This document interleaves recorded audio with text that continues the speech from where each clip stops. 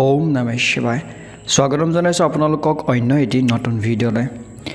আজি এই ভিডিঅ'টোত আপোনালোকক জনাম যিসকল মানুহৰ নাম ই আখৰে আৰম্ভ হয়, ইংৰাজী ই আখৰে আৰম্ভ হয়, সেইসকল মানুহৰ বিষয়ে।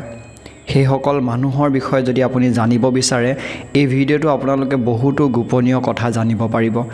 লগতে আপোনাৰ নাম যদি ইৰে আৰম্ভ হৈছে তেতিয়াও আপুনি বহুত কথা জানিব পাৰিব।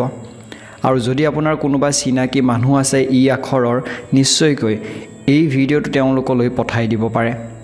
যদি আপোনাৰ নাম এ বি চি বা ডিৰে আৰম্ভ হৈছে তেন্তে আপোনালোকৰ ভিডিঅ' ইতিমধ্যে দি থোৱা আছে মোৰ চেনেলত, গৈ পেলাই চাবগৈ পাৰে।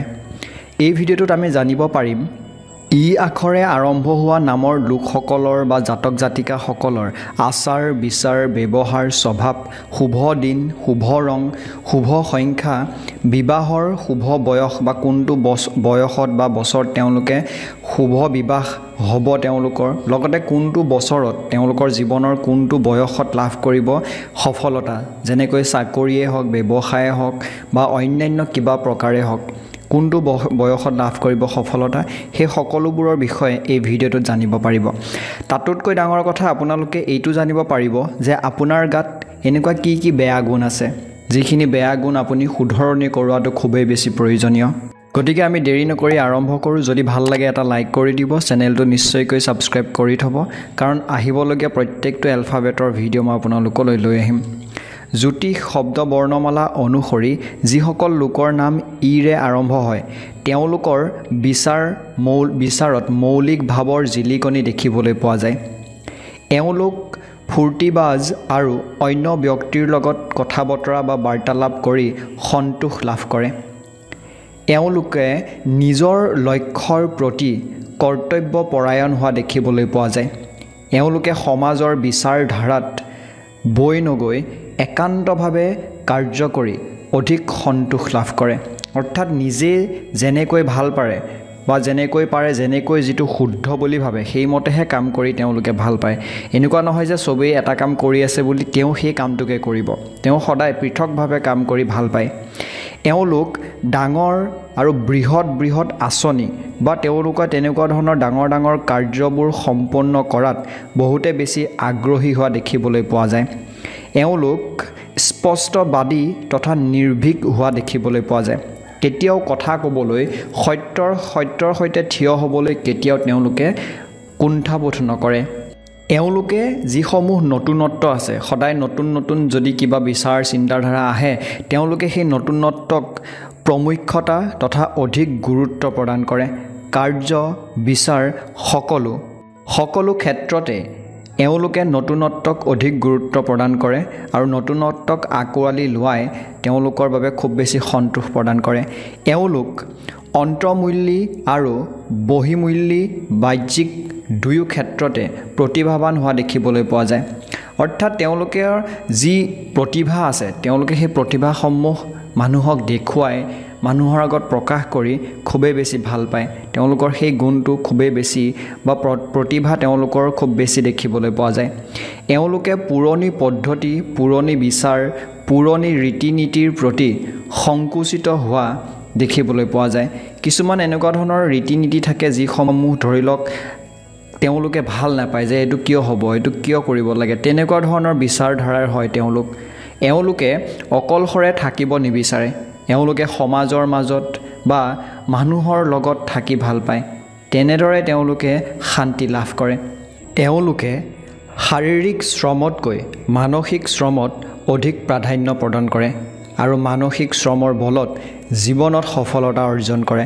অৰ্থাৎ এনেকুৱা বহুত মানুহ থাকে যে তেওঁলোকে ভাবে যে মগজুটো যদি খটুৱাই আমি কিবা এটা কৰোঁ হয়তো আমি বহুত কিবা ডাঙৰ কৰিব পাৰিম, শৰীৰৰ কষ্টটোতকৈ মগজুৰ কষ্টৰে অধিক উপাৰ্জন কৰিব পাৰিম।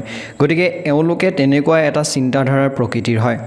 আৰু এই ই আখৰৰ যিসকল ব্যক্তি আছে নিজৰ জীৱনৰ লগত জড়িত অংগসমূহক সুচাৰুৰূপে ৰাখে বা ৰখাটো পচন্দ কৰে। অংগ মানে যিকোনো বস্তু তেওঁলোকৰ জীৱনৰ লগত জড়িত, যেনেকৈ কিবা এটা বস্তু হ'ব পাৰে, মোবাইল হ'ব পাৰে, তেওঁ ভাল পোৱা সেই জীৱ জন্তুবিধ হ'ব পাৰে, তেওঁ ভাল পোৱা সেই লগ সংগ বা সেই মানুহখিনি হ'ব পাৰে যাক তেওঁ কেতিয়াও কোনো বিপদত পৰিবলৈ নিদিয়ে, কোনো ধৰণৰ তেওঁলোকৰ ওপৰত আঁচ আহিবলৈ নিদিয়ে। তেওঁলোক তেনেকুৱা প্ৰকৃতিৰ হয়। এওঁলোকে আনুষংগিক কাৰ্যকলাপৰ যিসমূহ কাৰ্যকলাপ আছে সেইসমূহ পচন্দ নকৰে, কাৰণ তেওঁলোকক প্ৰথমতে কোৱা হৈছে যে এওঁলোকে সেইবোৰ বস্তু ভালেই নাপায় যোনবোৰ চবেই কৰি থাকে। তেওঁলোকে সদায় বেলেগতকৈ বেলেগ কৰি ভাল পায়। এওঁলোকে পৰিষ্কাৰ পৰিচ্ছন্নতাৰে থকাটো বা উন্নত মানৰ খাদ্য খোৱা, ভাল পোছাক পৰিধান কৰা এওঁলোকৰ জীৱনৰ এক গুৰুত্বপূৰ্ণ অংগ বা তেওঁলোকে সেইবোৰ কৰি বেছি ভাল পায়। এওঁলোক নিজৰ পৰিয়াল, বন্ধুবৰ্গ, সমাজৰ প্ৰতি নিষ্ঠাবান হোৱা দেখিবলৈ পোৱা যায়। এওঁলোকে কেতিয়াও আনক বিশ্বাসঘাতক নকৰে। এনে সদ্গুণৰ অধিকাৰী হোৱাৰ বাবে অন্য লোকে এওঁলোকৰ ওপৰত চকু বন্ধ কৰি বিশ্বাস কৰিব পাৰে, অৰ্থাৎ বিশ্বাসৰ ক্ষেত্ৰত কোনো ধৰণৰ সন্দেহ কৰিবলগীয়া ই আখৰৰ মানুহৰ ওপৰত নাই বুলি কৈছে। এই আখৰৰ মানুহখিনিয়ে চাকৰি বা ব্যৱসায়ৰ যিয়ে নকৰক কিয় নিজৰ কৰ্মক্ষেত্ৰত পূৰ্ণ সফলতা পোৱা দেখিবলৈ পোৱা যায়। এওঁলোকে যি কাৰ্য কৰে তাক নিজৰ পেচা হিচাপে কৰে। এওঁলোকে শাৰীৰিক শ্ৰম বা অধিক কষ্ট সহ্য কৰিবলগীয়া শ্ৰম বা কাৰ্য পচন্দ নকৰে। এওঁলোকে সদায় প্ৰথমতে কোৱা হৈছে যে মানসিকভাৱে তেওঁলোকে কষ্ট কৰি বেছি ভাল পায়। এওঁলোকে সকলো লোককে বা এওঁলোকৰ খোজত খোজ মিলাই চবকে লৈ যাবলৈ চেষ্টা কৰে। সকলোকে ভালদৰে তেওঁলোকে মৰম কৰা বা শ্ৰদ্ধা কৰা সেয়া তেওঁলোকৰ প্ৰকৃতিত আছে বুলি কোৱা হৈছে। এওঁলোকে নিজৰ পৰিয়ালৰ সা সুবিধাৰ সম্পূৰ্ণ ধ্যান ৰাখে, কোনো যাতে বিপদত নপৰে সেয়া ধ্যান ৰাখে। ভাবুক হৃদয়ৰ হোৱাৰ বাবে আৱেগত বা যিকোনো অপৰিচিত লোকক দুখ বা তেওঁলোকৰ যিমানেই বিপদ নাহক কিয় সেইখিনি সময়ত তেওঁলোকে তেওঁলোকৰ ওচৰত যিমান সম্ভৱ যিমান কৰিব পাৰে সেই সহায় সহযোগিতা আগবঢ়াবলৈ যত্ন কৰে আৰু তেওঁলোকে সহায় সহযোগ কৰিবলৈ বা তেওঁলোকক সহায় কৰিবলৈ অকণো কুণ্ঠাবোধ নকৰে। আৰু শেষত নিজৰ কৰ্মদক্ষতাৰে তেওঁলোকে সফলতা অৰ্জন কৰিবলৈ সক্ষম হয়।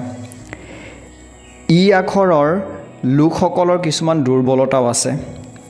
যিসকল মানুহ আছে ই আখৰৰ তেওঁলোকে এই বস্তুখিনিক বা এই কথাখিনিক গুৰুত্ব দিয়াটো প্ৰয়োজনীয়।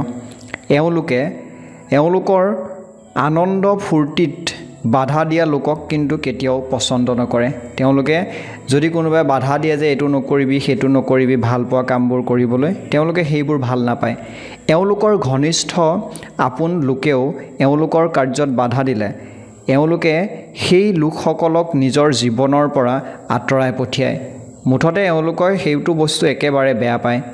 এওঁলোকৰ মাজত সময়ে সময়ে ব্যৱহাৰৰ সুসংস্কাৰৰ অভাৱ দেখিবলৈ পোৱা যায়। খঙত বা ভাবুক হৈ তেওঁলোকে কিবা কিবি কাম কেতিয়াবা কৰি দিয়ে, কাৰোবাক কিছুমান ব্যৱহাৰ কৰি দিয়ে।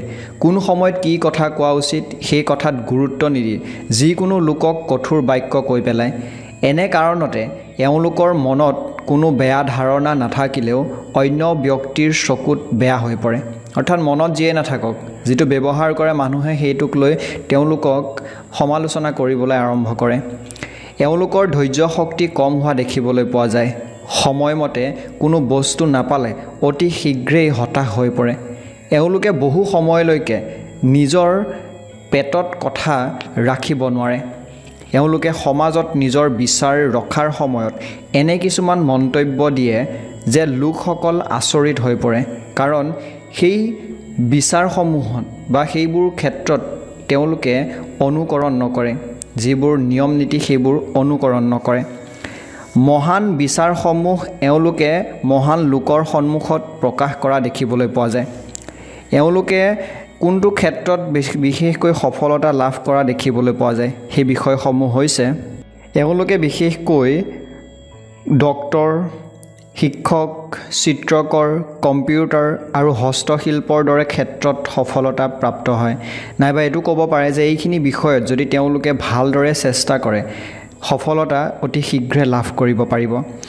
এওঁলোকৰ ক্ষেত্ৰত প্ৰেমৰ জীৱনৰ কথা ক'বলৈ গ'লে ইমান সজাগ নহয়। এওঁলোক প্ৰেমক লৈ বা প্ৰেমৰ জগতখনক লৈ ইমান এটা সজাগ হোৱা দেখিবলৈ পোৱা নাযায়। আৰু সেইবাবে এওঁলোকৰ সম্বন্ধবোৰ ভাগি থাকে। প্ৰথম অৱস্থাতে এওঁলোকে প্ৰেমত মুগ্ধ হৈ পৰে, কাৰণ কৰ্ম সময়ৰ ভিতৰতে এওঁলোক আনৰ প্ৰতি আসক্ত হৈ পৰে। যিদৰে এওঁলোক প্ৰেমৰ ক্ষেত্ৰত আগবাঢ়ি যায়, সেইদৰে পিছলৈও আহিবলগীয়া হয়। এওঁলোকে যাৰ লগত প্ৰেমৰ সম্বন্ধ ভালে ৰাখে বা প্ৰেমৰ সম্বন্ধ ৰাখে, হৃদয়ৰ মাজত সুমুৱাই ৰাখে বুলি কৈছে। অৰ্থাৎ তেওঁক ভালদৰে মনৰ পৰা ভাল পায় আৰু নিজৰ প্ৰেয়সীৰ কাৰণে চিৰদিন এজন ভাল জীৱনসংগীৰ চৰিত্ৰ পালন কৰে। এনেকুৱা নহয় যে তেওঁলোকৰ প্ৰেমৰ সম্পৰ্কত মৰম শ্ৰদ্ধা নকৰে, যাক ভাল পায় গোটেই জীৱনভৰ তেওঁকে ভাল পায়, কিন্তু এওঁলোকে প্ৰেমৰ সম্পৰ্কটোতকৈ বেছিকৈ নিজৰ কৰ্মৰাজিত হয়তো ধ্যান দিয়ে বুলি কৈছে। সেইকাৰণে তেওঁলোকৰ প্ৰেমৰ সম্পৰ্কত বিশেষ সফলতা বা তেনেকুৱা দেখিবলৈ পোৱা নাযায়। এতিয়া জানো আহক যে এওঁলোকৰ কোনটো বয়সত বিবাহৰ বাবে ভাল বা কোনটো বয়স তেওঁলোকৰ ভাল বুলি বিবাহৰ ক্ষেত্ৰত কোৱা হয়। সেয়া বয়সকেইটা হৈছে 24, 26, 28, 29 আৰু 30। শুভ সংখ্যা হৈছে 2, 5, 7 আৰু 9।